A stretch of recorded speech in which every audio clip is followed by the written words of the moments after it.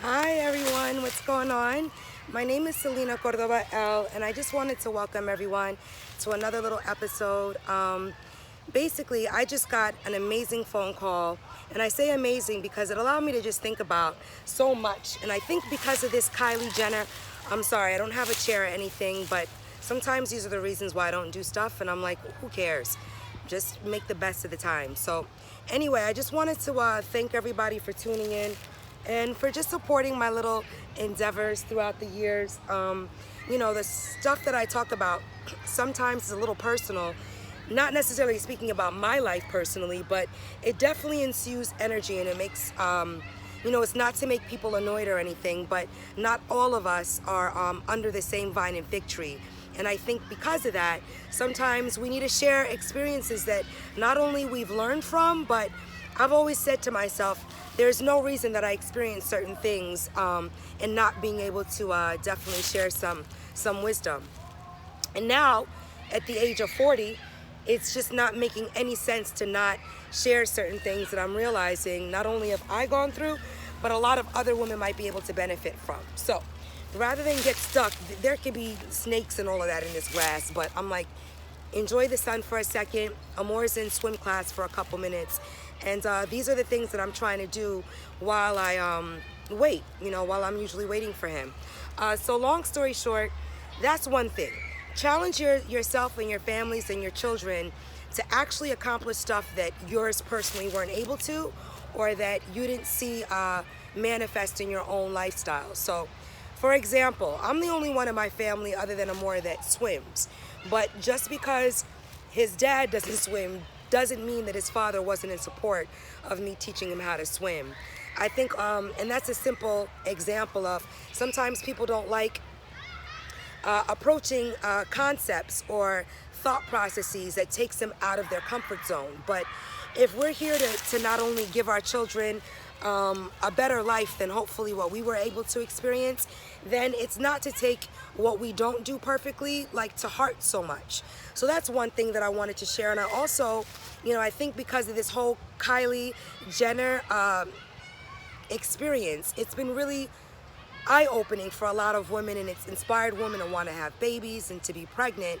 But you have to remember, the things that we see on TV are television experiences. Yes, this is this young woman's experience, but not everybody is going to have the same type of inclusive, hands-on, all of my family is their approach. And what I wanted to mention based on this phone call today is that there's nothing wrong with you. You're not a bad woman if your baby or your pregnancy doesn't ensue a certain type of attention or a certain type of love. Sometimes pregnancies, wipe out, and actually remind those that are having children that, hey, we don't need to be around anybody. All the energy that we thought or that we had hoped to exist, when it goes away, what are you going to do? Are you going to end up chasing after it? Are you going to feel as though you did something wrong? Like, not everybody's energy ensues the same type of support, love, applause, and all of that. And that doesn't necessarily mean that something's wrong with you, or that you're a bad person, or that, your pregnancy is shit. It doesn't mean that at all. Sometimes some of us attract different experiences, and I think that we need to be more open to having different experiences. And different experiences don't mean and doesn't equate that, you're off or you're wrong. And I say that to say, children are supposed to bring families together. They're supposed to humble, elders. They're supposed to make people happy. They're supposed to do all those things. So rather than take the opposite or feel bad if yours isn't doing that, it's just to say that, not everybody's energy ensues the same type of attention or the same type of love. And that doesn't mean that you're doing anything wrong, number one. Number two, if you do happen to be pregnant, try not to listen to anybody's negative input about what your experience might be like. Meaning, if you're tiny, don't listen to people telling you that you're gonna, have stretch marks up the wazoo. Not like there's anything wrong with stretch marks, but, again, don't make anybody's experience or what they've gone through make you feel as though yours is going to be exactly the same, and or you're going to have a whole bunch of problems or, destitutionness, because that's not even a word, but be in a space of destitution because other people felt depressed or went through, postpartum or went through C-sections and all that. I not only had certain experiences, but I learned after having a cerclage, after having a stillbirth, after going through certain things that, hey, maybe my pregnancy is not to be shared with everybody. Maybe I'm not supposed to tell people that I'm pregnant. Not because I don't want to share these things, but because when I have, it's not bringing the energy that I thought it might bring. And there's nothing wrong with that. So definitely pay attention to your surroundings. And, if you have unsupportive extended family, there's nothing wrong with you. There's nothing wrong. You don't have to chase or feel as though you have to forgive people to the extent of allowing whatever abuse or whatever pain that you might have experienced with family members to enter your life again. We always talk about the cloth that we're come from and the family we come from, but even like mine, I have a living father. I might have posted him a couple years ago because after having a kid, you want to express and share with your family and all these things. It's a celebration time. But all of that's to say, my father, after not seeing him for like 20 years, he came around. But it's to say, I had a feeling he might not stay. So all of this is to say, don't feel bad if you don't have grandparents, you don't have aunts or uncles. The best of us experience it, and it doesn't mean that there's anything wrong with you. My dad was never really a consistent energy in my life, but I made peace with it so young because I did get the opportunity to know him and to be around him a little bit, to realize that none of his inconsistencies had anything, whoops, that's what I'm talking about. None of his inconsistencies had anything to do with me. And none of his anger or discomfort had anything to do with me. So sometimes girls take like that type of energy and not having a daddy that's like completely supportive or completely in their life as though, something's wrong with them or they're gonna have bad relationships with men. Not at all. You might have some issues with trust or issues with, not believing in what people say, but there's nothing wrong in not believing what people say. It's always a good thing to wait and see what people do. I'm just looking because I look mad greasy, and I really am not, but that's the power of the sun and melanin.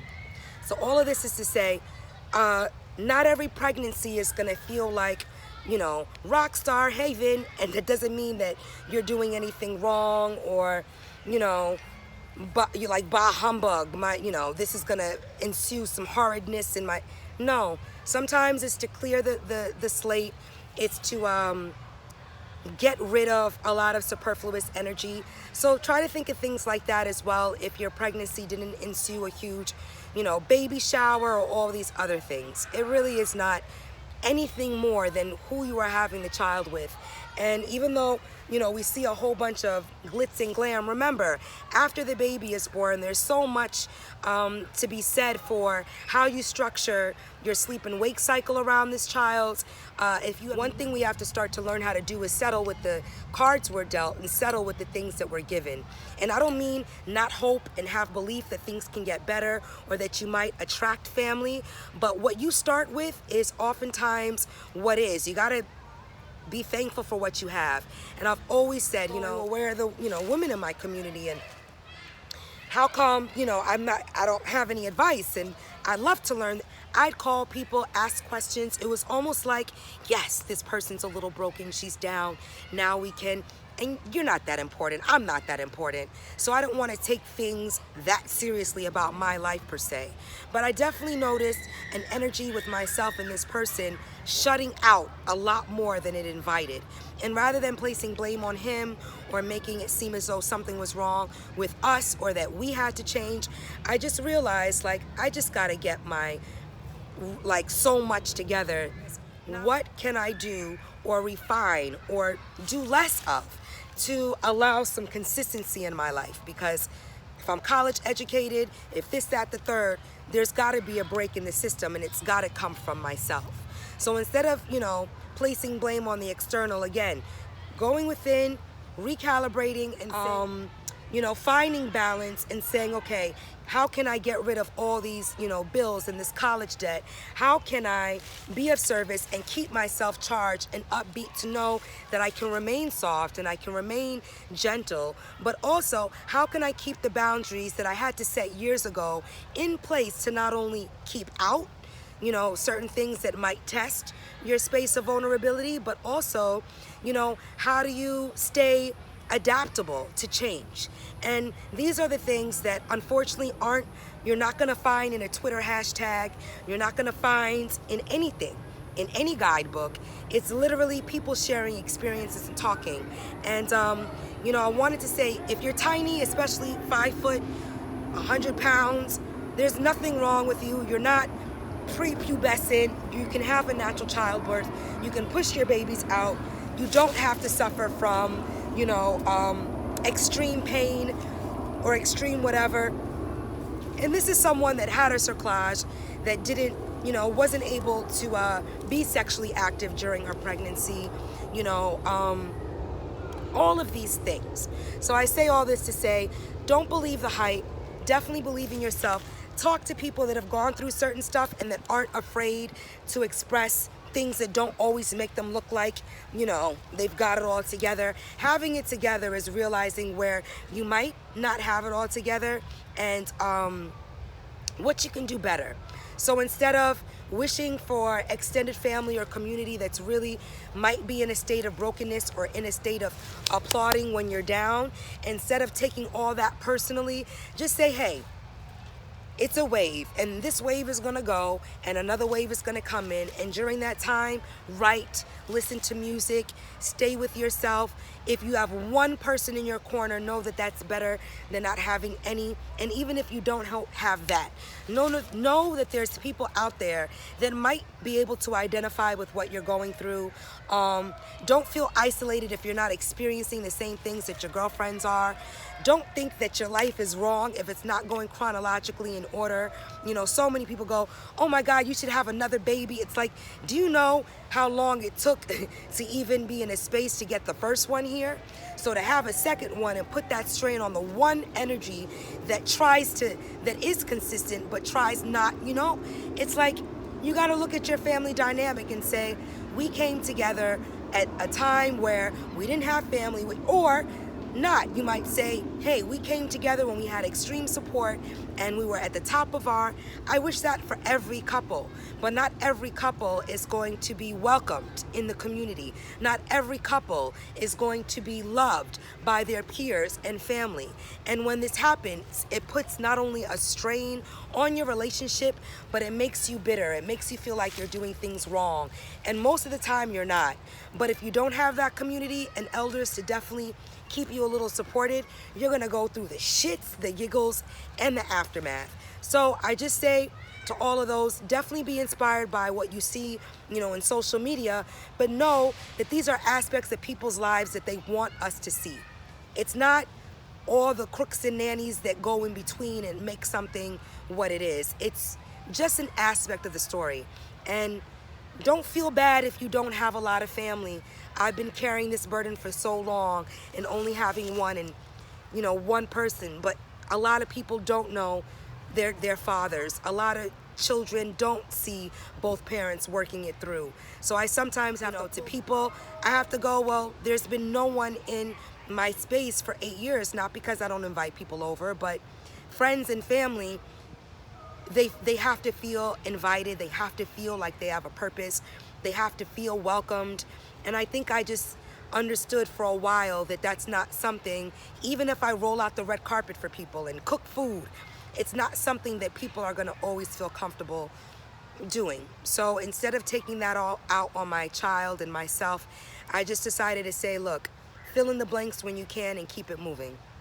So don't believe the hype. Not everybody has to suffer from postpartum.